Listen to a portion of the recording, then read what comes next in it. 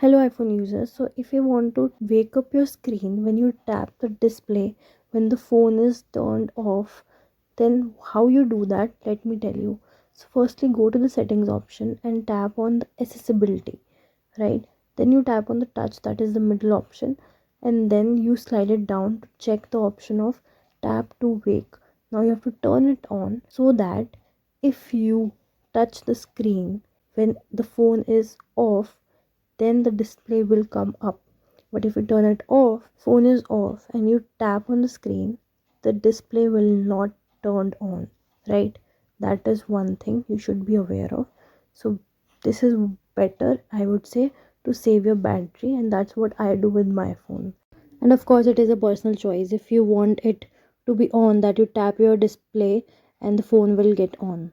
So yeah, that is how we make sure that the feature is on. See you in the next video. Tada.